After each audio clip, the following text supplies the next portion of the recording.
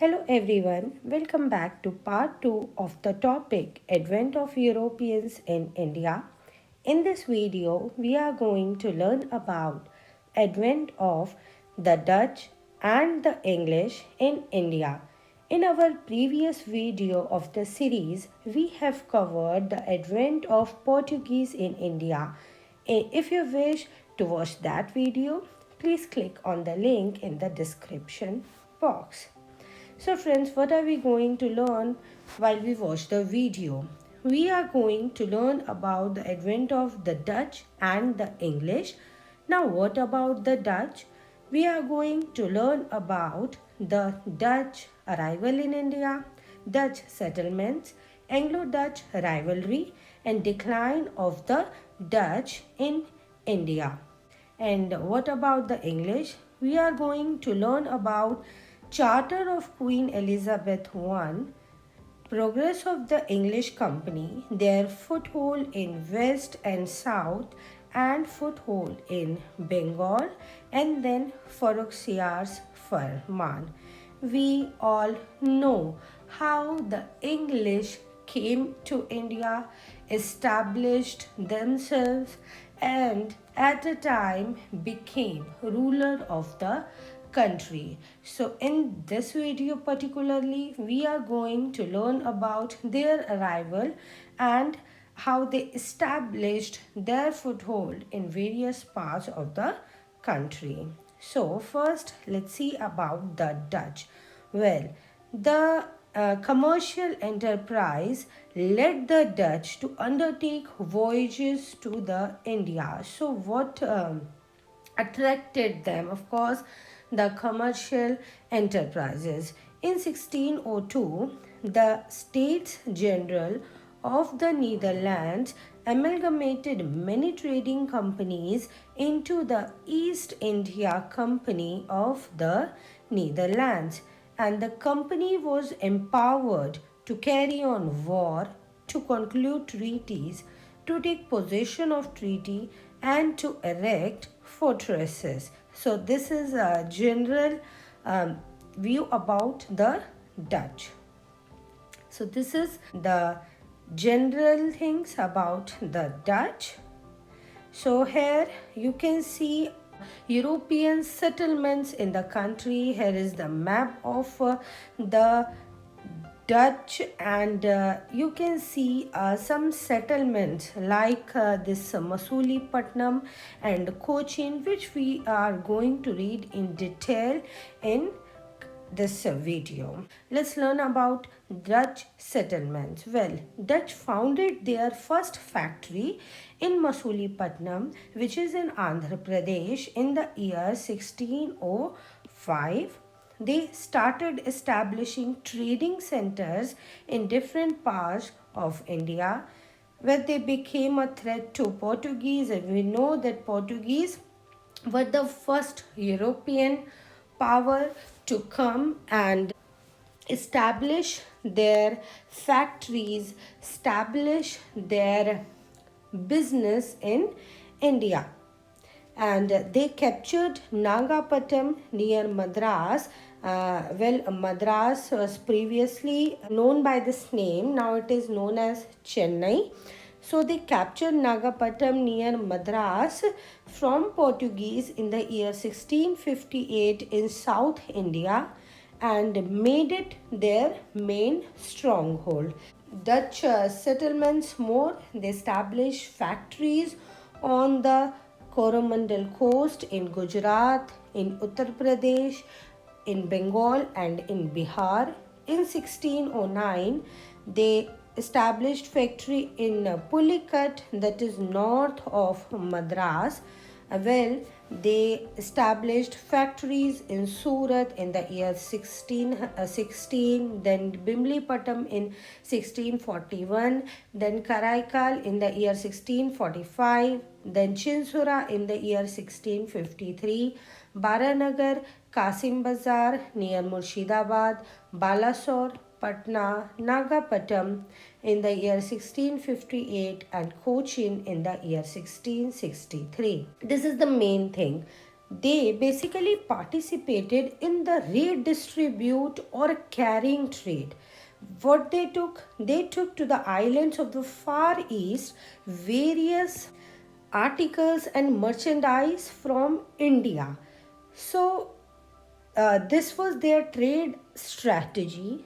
They got themselves involved in the redistribution or the carrying trade. What they carried indigo, saltpetre, this silk and textiles, then opium and rice. So these things were carried from India to the Far East, which covers this Indonesia and places like. Then now let's see about Anglo-Dutch rivalry. So as we all know that a time came when the English were the only power which removed other competitors like the Portuguese, the Dutch, the French, the Danes. They removed every other European power and established themselves completely in the country.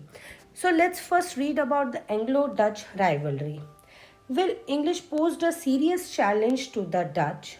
Slowly and gradually, the commercial rivalry converted to the bloody warfare.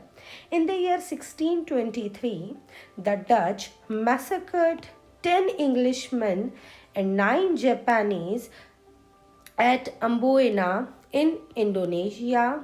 In the year 1667, after prolonged warfare, both the parties came to compromise. So the compromise came in the year 1667.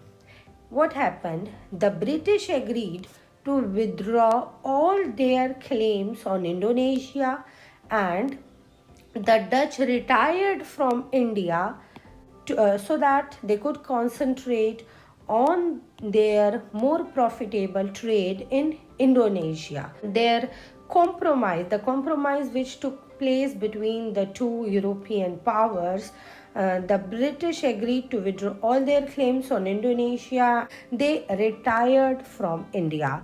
They monopolized the trade in black pepper and spices. The most important Indian commodities the Dutch traded were silk, cotton, indigo, rice, and opium. Decline of the Dutch in India. So as we already saw in this video, a compromise took place between them. Let's see this thing in detail. The Dutch got drawn into the trade of Malay archipelago. Well friends, what is archipelago? It is a basically group of islands. So the place between this Indonesia and Australia, the whole area. So the Dutch got drawn into the trade of Malay archipelago. In the Third Anglo-Dutch War, which took place in the year 1672 to 1674, communications between Surat and the new English settlement of Bombay got cut, due to which 3 homebound English ships were captured in Bay of Bengal by the Dutch forces. In November 1759, Battle of Hooghly took place and defeat of the Dutch was there. Dutch were not much interested in empire building in India, and their concerns were trade. Their main interest lied in Spice Islands of Indonesia with huge profit. So they themselves were not much interested in trading in India, as we know that they were involved in a redistribution business or carrying of the materials from one place to the other, and were more interested in trading in Indonesia and the places around it. So they got distracted from direct trading in the country, and this came as an opportunity for the English. Now let's see about the arrival of the English, when they arrived, and how they became the ruler of the country over the years. We are not going to cover everything in this video. If you wish, if you are interested in watching the journey of the English in the country, their empire building, you can visit my channel and watch other videos. So let's come back to the topic, the English. Well, how they came to India. The credit goes to Charter of Queen Elizabeth I. The company's ships first arrived in India at the port of Surat in 1608. So this was the year when the company's ships first arrived in the country. What was the Charter of Queen Elizabeth I? In 1580. Well, this is some previous information. In the year 1580, Francis Drake's voyage around the world, and in the year 1588, English victory over the Spanish Armada, and the growth of knowledge about high profits earned by the Portuguese in Eastern trade. These things attracted the English towards trading in India. In the year 1599, a group of English merchants calling themselves merchant adventurers formed a company. On December 31st, 1600, Queen Elizabeth I issued a charter with rights of exclusive trading to the company named Governor and Company of Merchants of London, trading into the East Indies. So this was the name of the company, which was issued a charter by Queen Elizabeth I, which gave them the rights of exclusive trading in the East Indies. Initially, a monopoly of 15 years was granted, which got extended indefinitely in the year 1609. The English turned to India in search of textile and other goods. Now let's see about the progress of the English company from trading to ruling. Well, how they established their foothold in West and South. Well, friends, in the month of April and in year 1609, arrival of Captain Hawkins in the court of Jahangir. Jahangir was the fourth Mughal emperor who ruled between 1605 to 1627. Captain Hawkins arrived at the court. The English mission was to establish a factory at Surat, but they did not succeed due to the opposition from the Portuguese who were established in the country. In the year 1611, the English started trading at Masulipatam. In the picture here, you can see this is the place Masulipatam, where they started trading at Masulipatam and established a factory there in the year 1616. In the year 1612, Captain Thomas Best defeated the Portuguese in the Sea of Surat. Jahangir got impressed and granted them permission in early 1613 to establish a factory at Surat under Thomas Ellsworth. Nobody had imagined that English would progress from developing factories to establishing provinces and then finally an empire in the country. Well, Sir Thomas Roe, who came in 1615 and stayed there till February 1619, Though he was unsuccessful in concluding a commercial treaty with the Mughal emperor, what he received was permission to set up factories at Agra, Ahmedabad, and Bharuch. They had no smooth progress. Well, they had to compete with the Portuguese and the Dutch, but situation gradually changed. Bombay was gifted to Charles II in the year 1662. Why it was gifted and who gifted them the Bombay?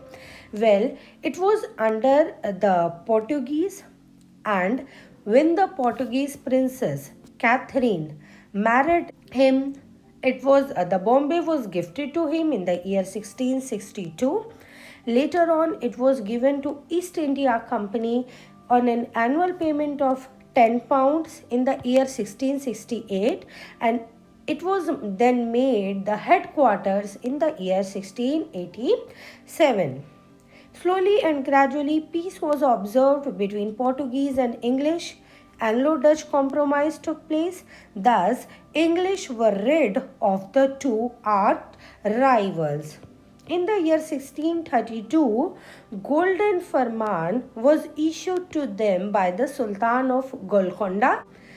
Well, in the year 1639, Francis Day, who was a British merchant, he was member of Masulipatam Council. He received from the ruler of Chandragiri permission to build a fortified factory at Madras. This factory later became Fort St. George and replaced Masulipatam as the headquarters of the English settlements in South India. So, this place later on became their headquarters in South India, Fort St. George, the picture which you saw earlier. Thereafter, the English extended their trading activities to the east. They started factories at Hariharpur in the Mahanadi Delta and at Balasarine, Odisha in 1633. How they established their foothold in Bengal? Well, Bengal was a large and a rich province in India. It was a main center for Mughals also. In the year 1651, Shah Shuja, who was the governor of Bengal at that time, he allowed the English to trade in Bengal in return for an annual payment of rupees 3,000 in lieu of all the duties. Remember the year 1651. A factory was started at Hooghly and Kasim Bazar, Patna, as well as Rajmahal. The company's business was obstructed by custom officers, though they received permission from the governor of Bengal. They faced some opposition, like the company's business was obstructed by custom officers in the local checkpost who asked for payment of tolls. Thus, the company wanted to have a fortified settlement at Hooghly so that force could be used if necessary. In the month August and year 1682, William Hedges, who was the first agent and governor of the company in Bengal, appealed to Shaista Khan. Well, who was Shaista Khan? The Mughal governor of Bengal in August 1682 for redressal of grievances. Hostilities broke out between the two as nothing came out of the appeal, and in October 1686, Hooghly was sacked by the imperial Mughals. Now let's see about Farrukhsiyar's Farmans. So friends, who was Farrukhsiyar? Farrukhsiyar was the Mughal ruler.